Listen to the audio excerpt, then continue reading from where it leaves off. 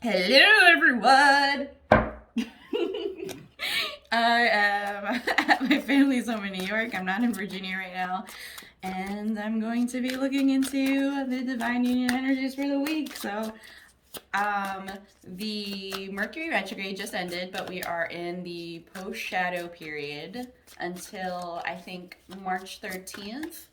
And and the full moon is on Saturday. So a lot of the stuff that came up with Mercury retrograde is probably going to come to like a screeching, like huge crescendo and then just a halt um, by next Saturday. So I would try to clear up anything that's been going on by then. So while I was talking, the Emperor, the Seven of Pentacles, and the Seven of Cups came out.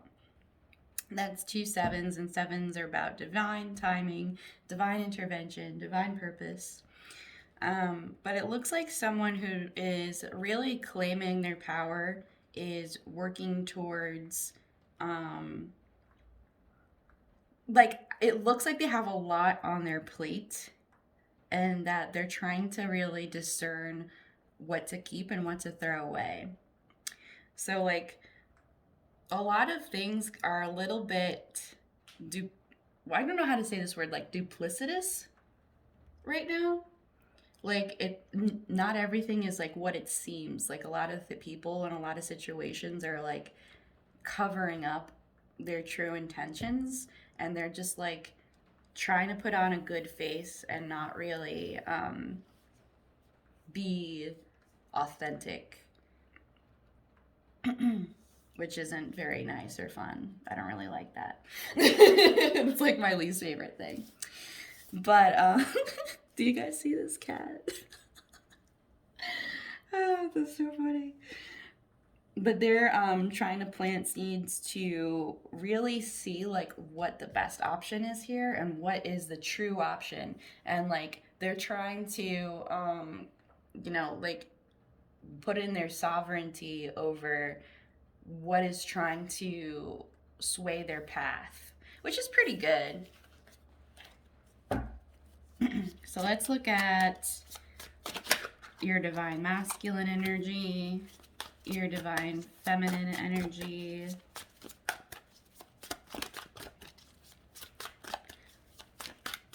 I think it's funny that like wherever I go, there is a cat that wants to be in my readings. I love cats. All right, divine feminine and integration energies. Oh, that's not good. So, the stuff that's going on right now, usually, lately, the last few months, I've been picking up on some really awesome energies. Um, and then I guess, like, because things started to get a little bit more difficult and a little bit more nuanced, I felt guided to do these readings just for my patron collective. And then I just started doing them back on here. But yeah, so things are moving a little bit, and it might have been because of Mercury retrograde and everything, but we'll see. So the moon at the bottom of the deck, I really feel like that is because of all those masks and deceit and duplicity that I was talking about, but also how the full moon is next week. I would definitely check out the full moon reading, but it's all about like being in your emotions and really getting in touch with yourself, because the hermit has been coming out in a lot of readings as well, and that's all about like really going within, just exiting from your surroundings so that you can see what's true to you without the craziness of everything around you. So really getting in touch with your emotions and getting in touch with your truth is going to illuminate a lot for you, and so is the full moon. So, the divine masculine energy, we have the Ace of Swords and the Four of Pentacles.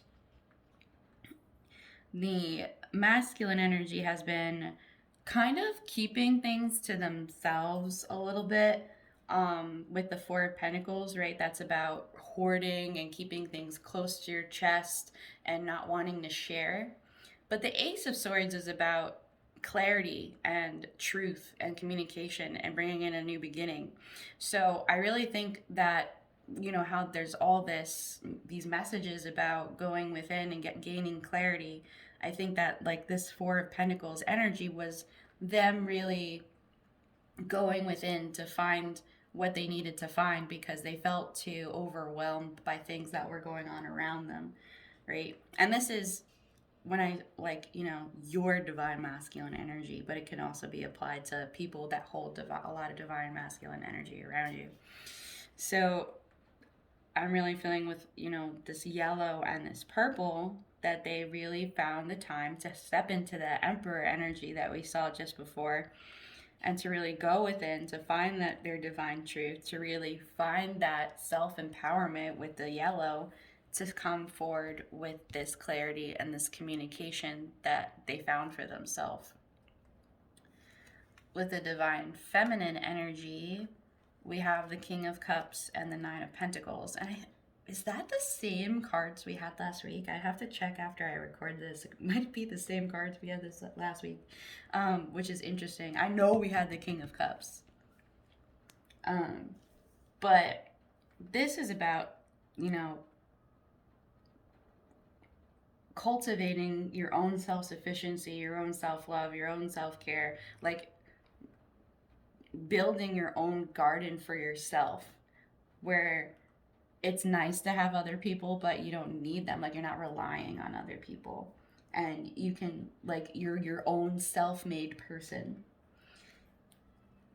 But that's with love and care for your masculine energy as well. So there's been this like huge diaspora of divine feminines, kind of getting in touch with their divine femininity and really healing that aspect, and really getting in touch with the divine and healing and, like all that esoteric stuff.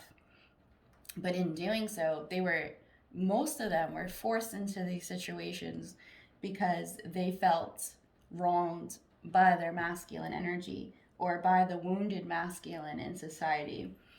And now is coming a time where they're healing that rift between their feminine energy and their masculine energy, and sending love to their masculine energy. And that is bringing in this tide of capability for the divine masculine to actually step up, and all the wounded masculine energy to heal its own as well, because it really, can't heal that wounded masculine energy when it's being, like separated from half of itself. Now, the thing that had worried me was that the integration energy is the Three of Swords. The Three of Swords is heartbreak and pain, and more of that deception, right?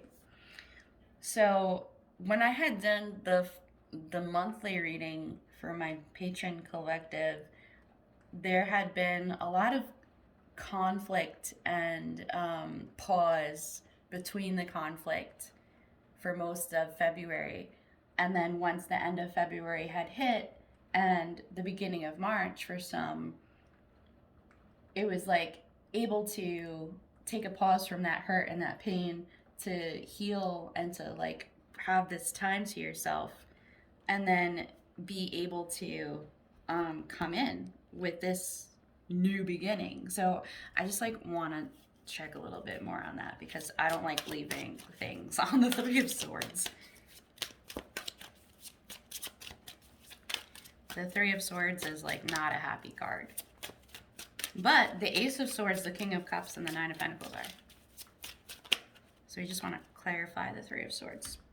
Yeah, we have the Eight of Cups, and this has been coming up a lot in other readings as well, is that some people are going to be leaving situations so that they can come into new ones. And it's going to be painful, because whenever you lose something, it's sad, it's painful.